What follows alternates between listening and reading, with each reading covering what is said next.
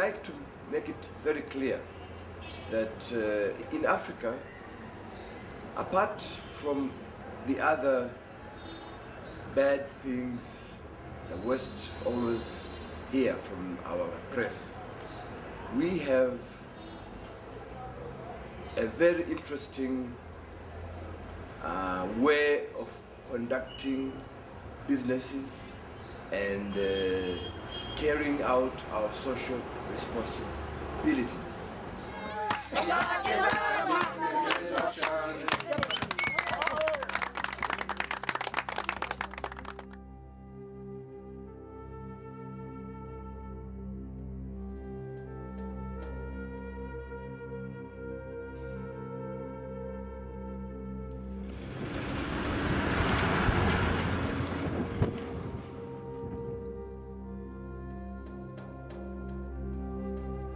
In the winter of 2007, the Colorado African expedition set out from Mombasa, Kenya, to cross the African continent.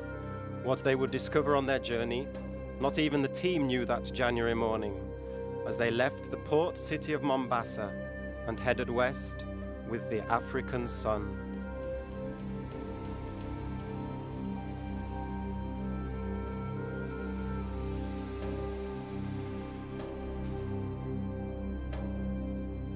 During the course of their 2.5-month overland expedition from the Indian Ocean in Kenya to the Atlantic Ocean in Namibia, 21st century explorers US-American Julian Monroe Fisher and Canadian Keith Hellyer were inspired by the first ever crossing of Africa in a truck by the Hollywood filmmaker and big game hunter Paul Louis Hoefler and his Colorado African expedition of 1928. Though there are many hardships connected with an expedition of this kind, the charm of Africa lies in the ever-changing things of interest. You never know what to expect just around the corner.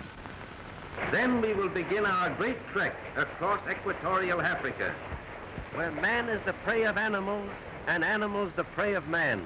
Africa the unknown. Hoefler was a fellow of the Royal Geographical Society in London and an elected member of the Explorers Club in New York City, as is Fisher. But that is where the similarities probably end.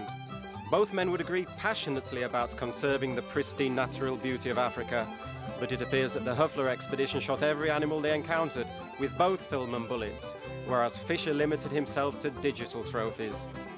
Having traveled around the world by train and ship to Mombasa, Hoefler and his truck finally arrived in Nairobi, the British colonial capital of East Africa.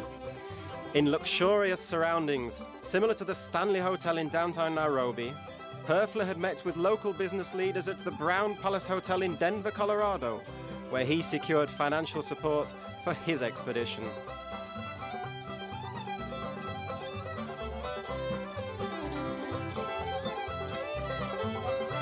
Following the 19th century explorations of Stanley, Burton, Livingstone and Speke, big game hunters came to Africa for safaris and trophies.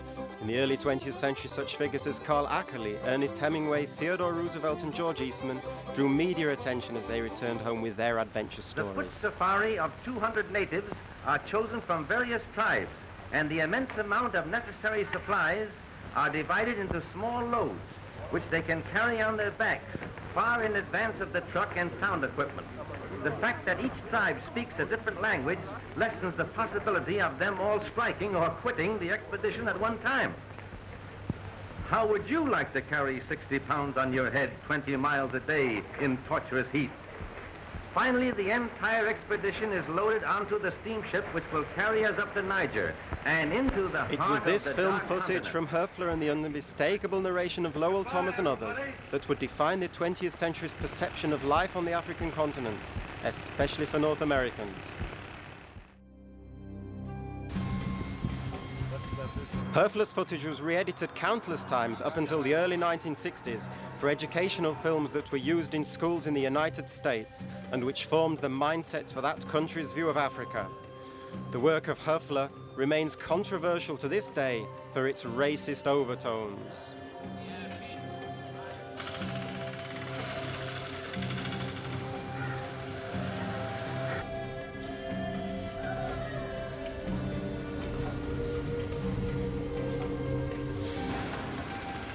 As the Fisher expedition set out across the vastness that defines the African continent, their expedition had no preconceived ending. Their simple aim was to experience the day-by-day encounters that the road offers up.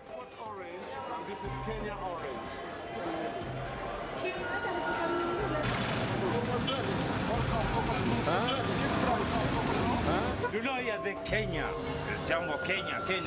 In Nairobi, the team met Nick Oguge, head of field research for Earthwatch Institute in Samburu. Hi, my name is Dr. Nicholas Oguge. I work for Earthwatch Institute, and this is a non-profit group that was incorporated about 35 years ago in the state of Massachusetts in the United States. What Earthwatch does is to engage people worldwide in scientific field research and education. And this is not only necessary for us to understand and take actions necessary to promote sustainable environment. The key to the success of the Earthwatch program is the on-the-ground support from people like Dr. Oguge and his staff, as well as countless others. But finding answers to the questions of conservation is not that simple. It's the Walt Disney of this world that has done a lot to destroy conservation. Actually, I would go that far and say that, because the sort of animated idea of animals that, you know, Humanitas Herbs is getting of you know, these sweet little animals in Africa, whatever, is very far away from a natural place of animals on this planet.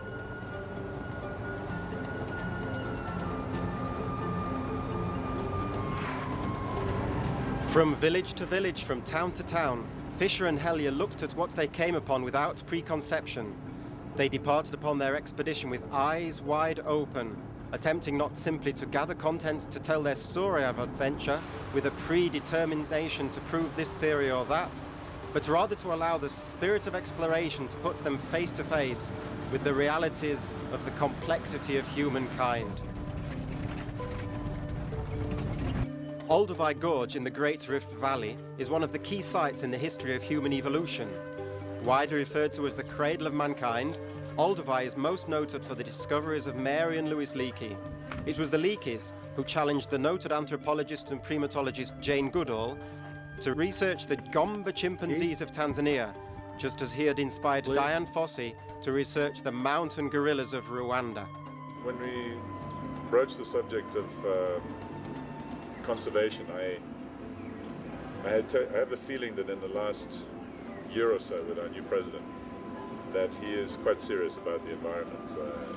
I think for human beings as a whole to realize that that relationship with wildlife, if it is destroyed, we all lose something. If it's destroyed, Uganda loses something very important commercially and for its history.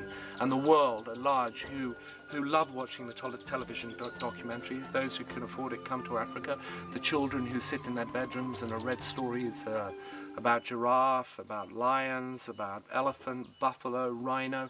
They need to really appreciate that in this world today, we need to give something back. And I think that Africa needs it now.